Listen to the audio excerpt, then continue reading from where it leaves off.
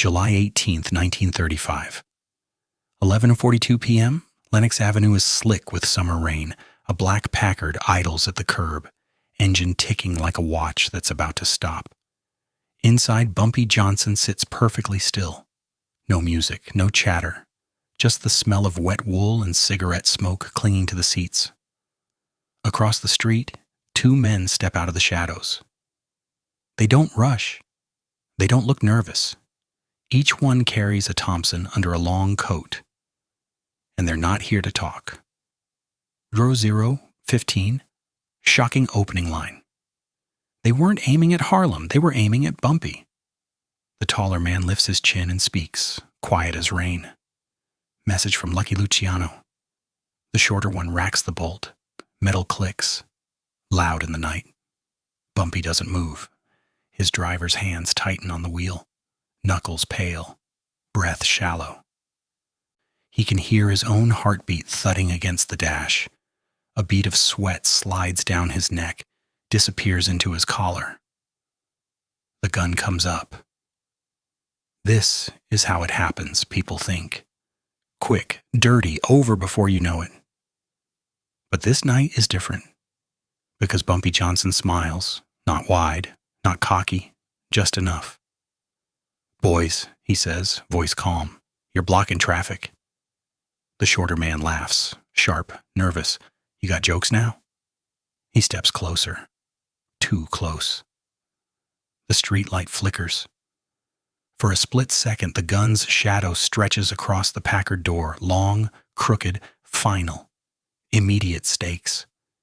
If they pull the trigger, Harlem's most feared man dies in the street like a nobody, and everyone knows why they're here. Bumpy crossed a line. Not money, not territory. Disrespect. He refused to bow. Inside the Packard, Bumpy's fingers brush the edge of a folded envelope on the seat. Thick paper, heavy. He doesn't open it, he doesn't need to, because he already knows what's inside. 2:30. But what they didn't know? What these men didn't know, what Lucky Luciano didn't expect, was that Bumpy had been waiting for them. For weeks. The taller man leans in, muzzle inches from the glass. "Last chance," he whispers. "You step aside, Harlem stays breathing." Rain patters on the roof. Somewhere down the block, a club door opens. Laughter spills out, then vanishes. A trumpet squeals and dies. Bumpy finally turns his head, looks the man dead in the eyes. "You came all this way," Bumpy says. "To scare me?" Silence. The shorter man shifts his grip. His hands are shaking now. He tries to hide it by tightening his jaw. "Don't," the taller one mutters. "Just do it." The gun rises again. Visual cue for editor.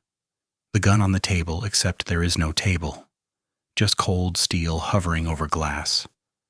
Bumpy exhales slowly. "Before you do," he says, "you might want to check your pockets." The taller man freezes. "What?" Bumpy nods toward his coat, left side. A beat, then another. The taller man's free hand slips inside his jacket. His fingers find something stiff, paper, folded. He pulls it out, reads one line, his face drains of color. The shorter man frowns. "What is it?" The taller man swallows, hard. It's from Lucky." Bumpy's smile fades. Read the rest.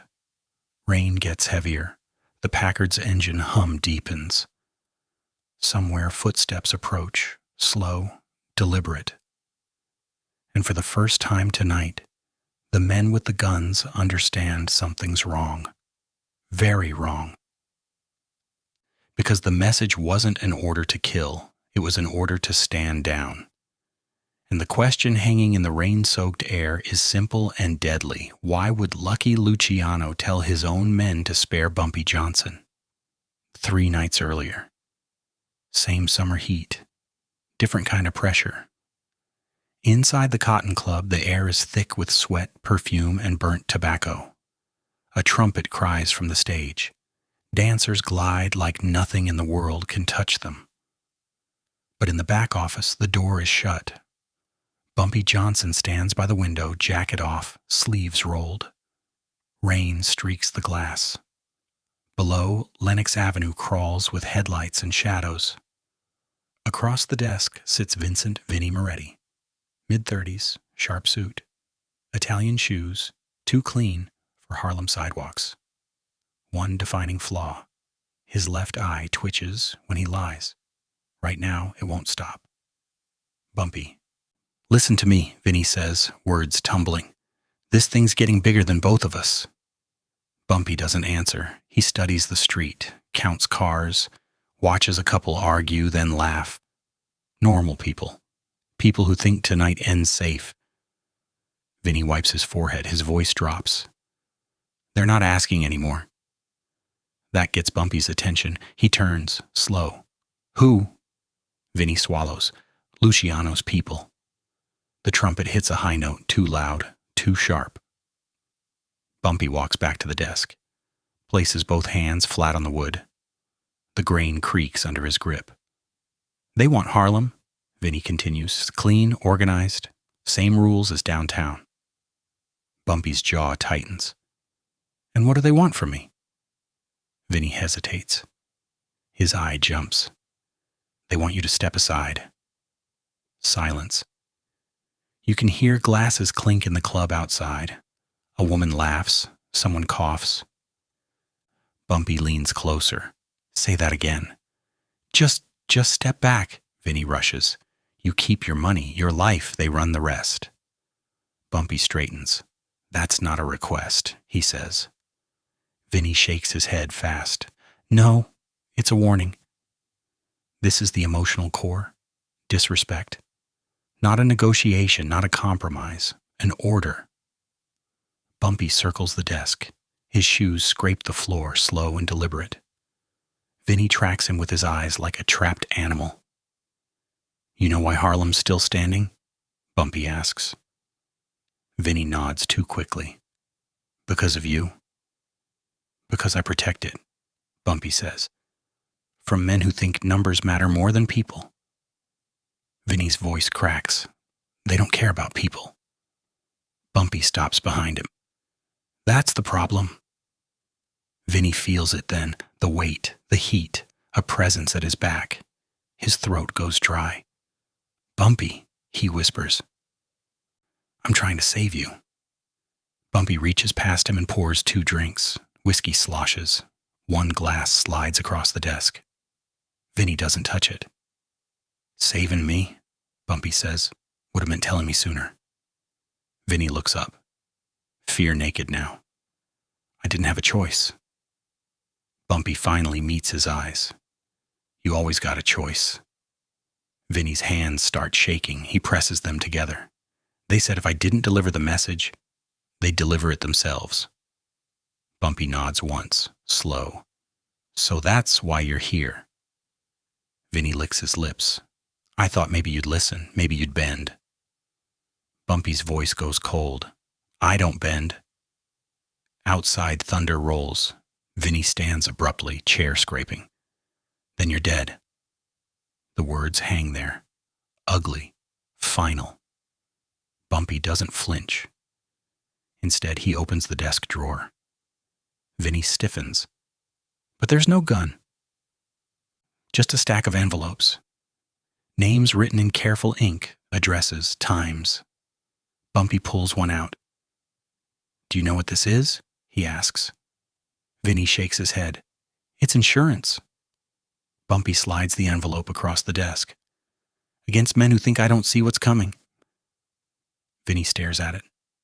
"What's inside?" "Names," Bumpy says, "and mistakes." Vinnie's eye twitches harder now. "You already knew," he breathes. Bumpy leans in close enough to smell the fear. "I knew before you walked in." Vinnie backs toward the door. "Then why am I still alive?" Bumpy straightens. "Because I want Luciano to make the next move." Vinnie's hand closes around the doorknob. "He won't hesitate." Bumpy's eyes darken. Neither will I. Vinny slips out, almost running. Bumpy stays where he is, alone, listening to the music, feeling the clock start ticking. Because he knows something Vinny doesn't. When the mob comes for him, they won't come alone, and they won't expect what's waiting. The night they come for him, the heat won't break. Harlem feels tight, pressed in, like the streets themselves are holding their breath. Inside a back room at Small's Paradise, ceiling fan rattling overhead, Bumpy Johnson sits at a round table. One light bulb, no windows, smoke curling up, trapped. Across from him sits Big Sam, built like a freight car, scar down his cheek, loyal to a fault. Sam's voice is low. 3 cars spotted, black Packards. Bumpy nods. Luciano's colors. Sam shifts his weight. The chair groans. You want me to bring more men? Bumpy shakes his head. No. Sam frowns. They outgun us. Bumpy taps ash into a tray, calm. They outnumber us. A knock at the door. 3 short raps. Sam's hand moves halfway to his coat. Bumpy raises one finger. Easy. The door opens. Vincent Moretti steps inside. His suit's wrinkled now, hat crushed in his grip. That twitch in his eye is back, worse than before. Sam stiffens. You got nerve. Vinny doesn't look at him. He looks at Bumpy. They're here, Vinny says. On Lennox. Bumpy exhales smoke. I know. Vinny takes a step closer. His voice drops to a whisper. They're not bluffing. Bumpy finally looks up. Neither am I. False sense of control begins here. Vinny laughs, short, desperate. You think one room, a few envelopes, scares Lucky Luciano? Bumpy stands. The chair legs scrape loud on the floor. Sam's shoulders tense. Bumpy walks around the table, slow, measured. I don't scare him, Bumpy says. I inconvenience him. Vinny shakes his head. You don't understand. He already decided. Bumpy stops inches from Vinny's face. So did I. Outside, a car door slams, then another. Footsteps. Sam leans toward Bumpy. They're moving. Bumpy nods once. Good. He reaches into his jacket and places something on the table. Visual cue. The gun on the table. It's old, heavy, blued steel worn thin at the grip. Vinny's eyes lock on it. So that's it? Bumpy doesn't answer. Instead, he slides a second item beside the gun, an envelope, thick. Vinny's breath catches. What's that? Your way out, Bumpy says. Vinny blinks. Out?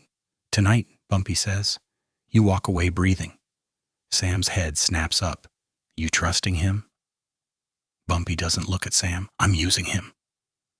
Vinny hesitates. His hands tremble. What do I have to do? Bumpy leans in, voice barely above a whisper.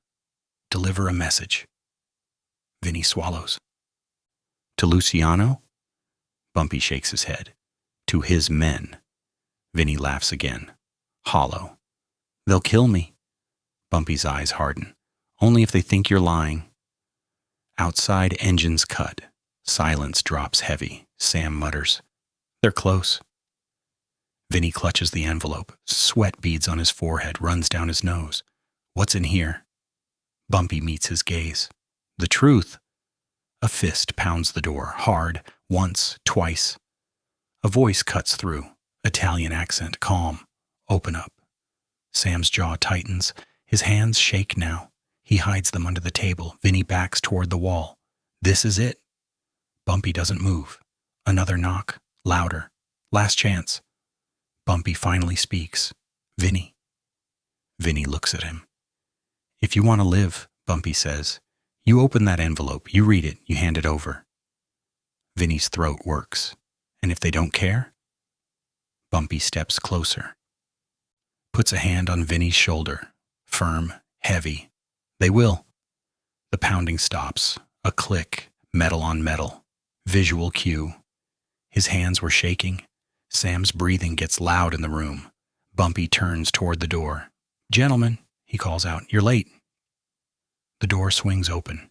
2 men step in, coats long, faces blank. Thompson muzzles angled down, but ready. The taller one scans the room. "Evening." Bumpy smiles faintly. "Evening." The shorter man's eyes find the gun on the table. "That for us?" Bumpy doesn't answer. Vinny steps forward, heart hammering, and holds out the envelope. "I was told," Vinny says, voice cracking, "to give you this." The taller man takes it, opens it, reads the first line. His expression doesn't change. Then he reads the second. His jaw tightens. The third. A flicker of something crosses his eyes. Fear. And in that moment, the balance of the room shifts, because the men with the guns are no longer sure who's in control. The taller man lowers the envelope slowly. Not all the way. Just enough. The shorter one notices. "Problem?" he asks. The taller man doesn't answer. His eyes stay on Bumpy. The room feels smaller now. The fan rattles overhead, chopping the smoke into uneven strips.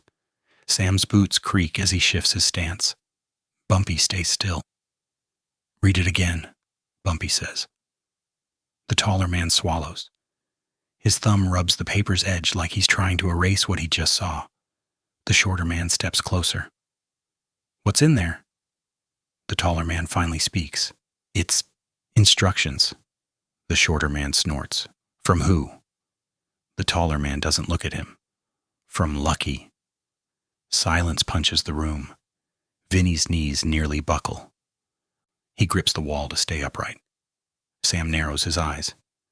"Instructions for what?" The taller man exhales through his nose. "For tonight." The shorter man reaches for the envelope. "Let me see that." The taller man jerks it back. "No." That's the moment. That's when everyone understands something's wrong. Bumpy tilts his head. "Go on."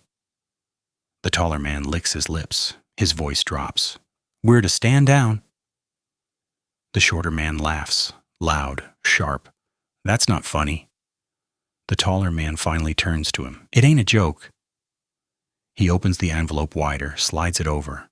The shorter man reads, 1 line, 2. His grin fades. The gun in his hands dips an inch. "What the hell is this?" he whispers. Bumpy steps forward. The floor creaks under his weight. "It's a bill," Bumpy says, "for mistakes already made." The shorter man looks up. "Mistakes?" Bumpy nods toward Vinny. "Your messenger there? He wasn't my problem." Vinny flinches. "Your problem," Bumpy continues, "was thinking I wouldn't notice who was skimming, who was lying, who was talking too much." The taller man's jaw tightens. "These names," Bumpy finishes the sentence for him, "are men Lucky can't afford to lose." Sam leans in, voice rough. Numbers, roots, dates. The taller man's eyes flick to Sam. "Witnesses." Bumpy smiles thinly. 5 the oh shit moment. The shorter man backs up a step. "You been spying on us?" Bumpy shakes his head. "You been sloppy."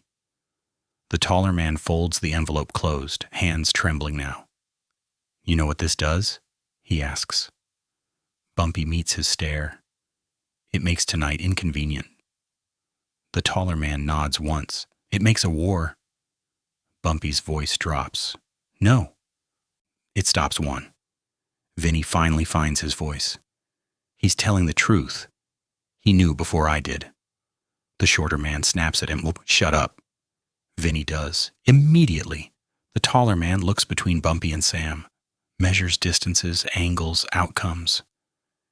He sees it now. No traps, no ambush, just leverage. Cold. Precise. "What if we don't listen?" the shorter man asks, desperation creeping in. "What if we do it anyway?" Bumpy doesn't raise his voice. "Then Lucky loses men before breakfast." The taller man closes his eyes briefly. That's all it takes. When he opens them, the decision's made. He lowers his Thompson. sets it gently against the table leg. The sound it makes, metal on wood, lands heavier than a gunshot. The shorter man stares. You serious? The taller man nods. We're done. The shorter man shakes his head, panic rising. You can't just... Sam steps forward. One step. That's far enough, Sam says. The shorter man looks at Sam, then at Bumpy. Then he sees it. He's the only one still holding a gun. His breathing gets ragged. This ain't right. Bumpy steps closer. Close enough that the shorter man can smell the smoke on his breath. You came here thinking you were the end, Bumpy says. You were just the message. The shorter man's hands start shaking hard now. They'll blame us. The taller man answers for Bumpy. They won't. Why not? The shorter man snaps. The taller man taps the envelope. Because Lucky already made his choice. Bumpy turns to Vinny. You're free to go. Vinny blinks. Now? Now, Bumpy says. Vinny doesn't wait. He bolts for the door, nearly tripping over his own feet. The door slams behind him. Footsteps vanish down the hall. The shorter man watches him go, then looks back at Bumpy. So that's it? Bumpy nods. For you. Yes. The taller man picks up his gun, slower now, more careful. He meets Bumpy's eyes. You're dangerous, he says. Bumpy's smile fades.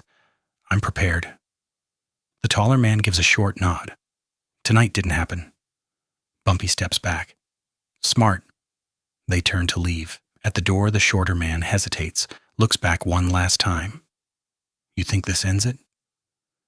Bumpy doesn't answer right away. He reaches for the gun on the table, lifts it, checks the chamber, empty. He sets it back down. It ends tonight, Bumpy says.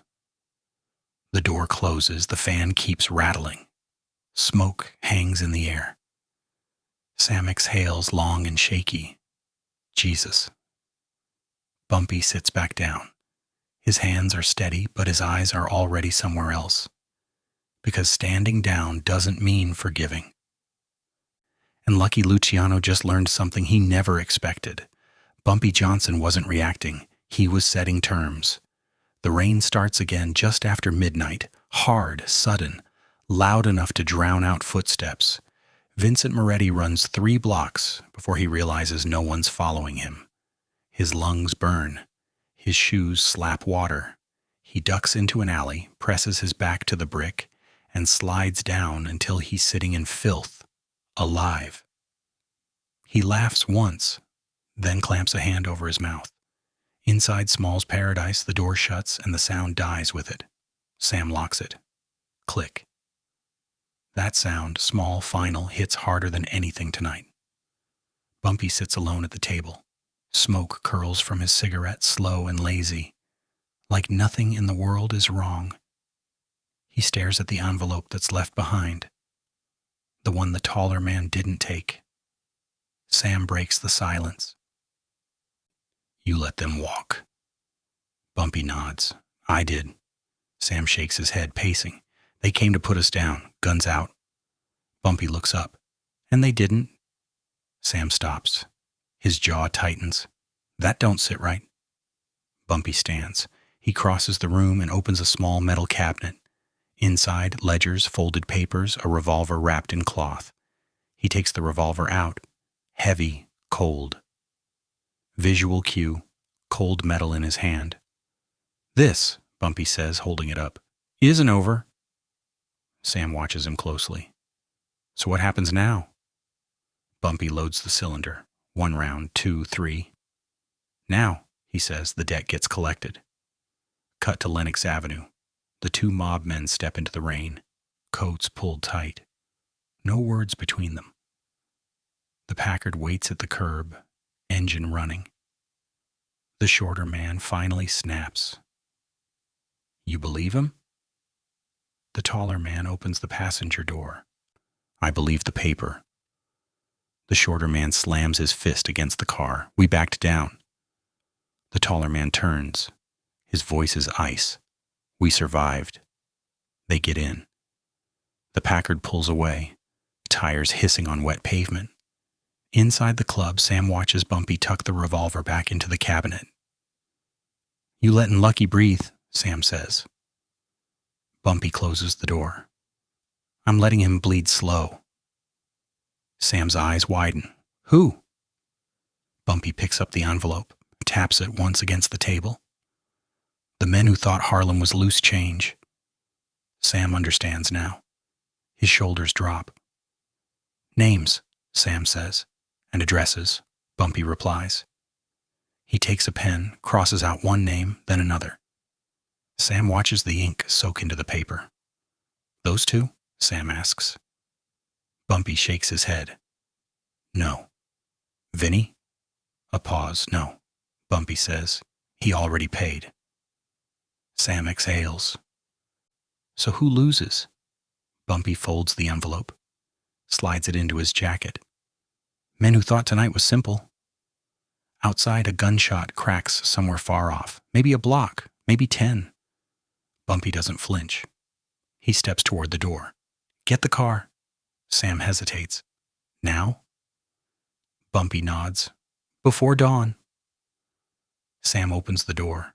Rain rushes in. The city breathes. As Bumpy steps out, lightning flashes. For a split second, his shadow stretches long across the sidewalk, tall, sharp, unmistakable. Final visual of the payoff. The gunman lived. The order stood. But the cost? That comes later. Because standing down saved their lives. It did not save their friends. Dawn creeps into Harlem like it's afraid. Gray light slips between buildings.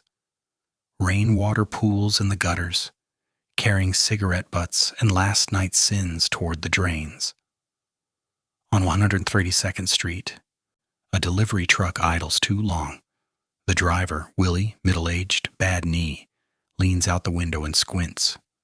Something's wrong. A door hangs open. He climbs down, limping, and peers inside the building's entryway. Then he sees it. Visual cue. Blood on the floor. Dark. Sticky. Still wet enough to shine. Willie stumbles back, gagging. "Jesus!" Inside, 2 men lie crumpled on the tile. Suits ruined, eyes open, one hand still clutching a briefcase. No guns, no witnesses, just quiet.